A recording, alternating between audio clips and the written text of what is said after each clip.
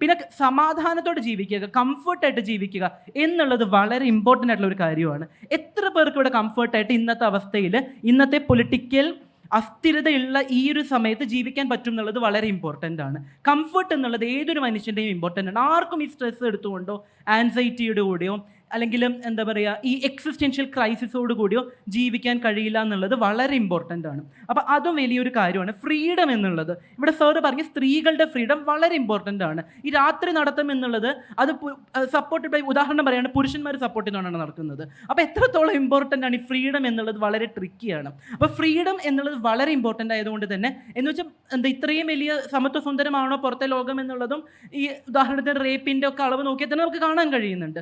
പക്ഷേ ഇവിടെ പറയുന്ന സോഷ്യൽ ഓഡിറ്റിംഗ് അതൊരു വളരെ ഇമ്പോർട്ടൻ്റ് ആണ്. ഈ എക്സിറ്റിങ്ങിന് കേട്ടോ, കേരളത്തിൽ നിന്നുള്ള മൈഗ്രേഷന് വളരെ ഒരു കാരണമായിട്ടുള്ളൊരു കാര്യമാണ് ഈ സോഷ്യൽ ഓഡിറ്റിംഗ് എന്നുള്ളത്. അപ്പോൾ ഈ സോഷ്യൽ ഓഡിറ്റിംഗ്, ഉദാഹരണത്തിന് കാസ്റ്റ് ബേസ്ഡ് ആയിട്ടുള്ള സോഷ്യൽ ഓഡിറ്റിംഗ് ഇപ്പോഴാണ് നമ്മൾ കേട്ട് തുടങ്ങിയത്. ടേബിൾ പൊളിറ്റിക്സ്, പ്ലേറ്റ് പൊളിറ്റിക്സ്, അതൊക്കെ ഇപ്പോൾ കേട്ട് തുടങ്ങിയത്. എന്ത് കഴിക്കണം, എന്ത് ധരിക്കണം, അല്ലെങ്കിൽ നമ്മുടെ ഡ്രസ്സിൻ്റെ അളവ്, നമ്മൾ ഉദാഹരണത്തിന് മുടി വളർത്തിയാൽ നമ്മുടെ നിറം, അതൊക്കെ നമ്മൾ മാറി എന്ന് വിചാരിച്ചിരുന്ന ഇടത്തേക്ക് തിരിച്ചാണ് വന്നുകൊണ്ടിരിക്കുന്നത്. അപ്പോൾ ഈ സോഷ്യൽ ഓഡിറ്റിംഗ് കൂടിക്കൊണ്ടിരിക്കുന്ന കാലത്ത് ആർക്കാണ് ഈ സോഷ്യൽ ഓഡിറ്റിംഗ് ഇട്ടുകൊണ്ട് ഇഷ്ടമില്ലാത്തത് ചെയ്യേണ്ടി വരുന്ന അവസ്ഥയിൽ ജീവിക്കാൻ കഴിയുന്നത്? അപ്പോൾ ഈ സോഷ്യൽ ഓഡിറ്റിംഗ് ഇന്ത്യയിൽ കൂടിക്കൊണ്ടിരിക്കുന്ന ഒരു അവസരത്തിൽ റേസിൻ്റെ പേരിൽ ഒക്കെ തന്നെയാണ് പുറത്തുള്ളത്. ഇപ്പോൾ ഉദാഹരണത്തിന് ബ്ലാക്ക് ലൈവ്സ് മാറ്റേഴ്സ് എന്നുള്ള കോട്ടൊക്കെ വീണ്ടും തിരിച്ചു വന്നുകൊണ്ടാണ് ഇരിക്കുന്നത്. അപ്പോൾ അതൊക്കെ കൂടിക്കൊണ്ടിരിക്കുന്ന സമയത്തിൽ വളരെ വളരെ പ്രശ്നത്തിലേക്കാണ് പോയിക്കൊണ്ടിരിക്കുന്നത്. ഇപ്പോൾ ഈ കേരള ഗവൺമെൻറ് തന്നെ 2023 മുതൽ നിരവധി പോളിസീസ് കൊണ്ടുവന്നുകൊണ്ടിരിക്കുന്നത്.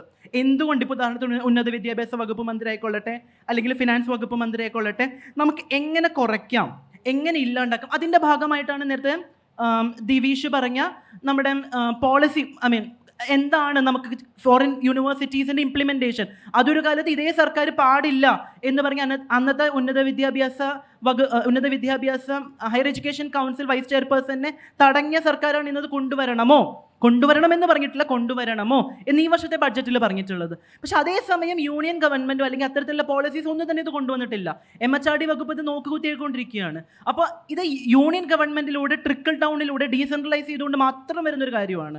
കാരണം ഈ സ്റ്റേറ്റ് ലിസ്റ്റൊക്കെ ഇല്ലാണ്ടായിക്കൊണ്ടിരിക്കണം, എല്ലാം യൂണിയൻ ലിസ്റ്റിലേക്ക് പോയിക്കൊണ്ടിരിക്കുന്ന കാലത്ത് എഡ്യൂക്കേഷൻ ഉൾപ്പെടെ നമ്മൾ ഈ കാണുന്ന സവർക്കറിസം അല്ലെങ്കിൽ ചാൻസലറിസം അത് വളരെ കൃത്യമായിട്ട് യൂണിയൻ ലിസ്റ്റിലേക്കാണോ എഡ്യൂക്കേഷൻ എന്ന് പറയുന്ന ബില്ലിൻ്റെ ലിസ്റ്റിൻ്റെ പോക്ക് എന്ന് നമ്മൾ ചിന്തിക്കുന്ന കാലത്തേക്കാണ് പോയിക്കൊണ്ടിരിക്കുന്നത്. അപ്പോൾ ഫോറിൻ യൂണിവേഴ്സിറ്റീസ് വരുമ്പോൾ ഒക്കെ തന്നെ വളരെ ഇമ്പോർട്ടൻ്റ് ആണ്. അപ്പോൾ അതേസമയം 2014 ഇതേ യൂണിയൻ ഗവൺമെൻറ് ഭരിക്കുന്ന കാര്യങ്ങൾ പറഞ്ഞിരുന്നത് നമ്മൾ പ്രത്യേകമായിട്ടുള്ള മാനിഫെസ്റ്റോ, അവരുടെ manifesto investment in education leads to the best dividend എന്നാണ് അന്നത്തെ മാനിഫെസ്റ്റോയിൽ എഴുതിയിട്ടുള്ളത്. പക്ഷെ അതേസമയം 2004 മുതൽ 2014 വരെ നോക്കുകയാണെങ്കിൽ 0.61% ഓഫ് ദി എൻറ്റയർ ബഡ്ജറ്റ് ഉന്നത വിദ്യാഭ്യാസ കൗൺസിലിൻ്റെ ബെനിഫിറ്റിന് വേണ്ടി ആഡ് ചെയ്തിട്ടുണ്ട്. 2014 മുതൽ 2024 വരെ നോക്കുകയാണെങ്കിൽ 0.41% ഉള്ളൂ. There is a huge decrease where ഇത്തരത്തിലുള്ള പോളിസി ഇംപ്ലിക്കേഷൻ വേണ്ട സമയത്ത് ഹ്യൂജ് ഡിക്രീസ് ആണ്. 0.20 മേളിൽ ഡിക്രീസ് ആണ് ഉണ്ടായിട്ടുള്ളത്. അപ്പം അത് വലിയൊരു ഭീതിയാണ്.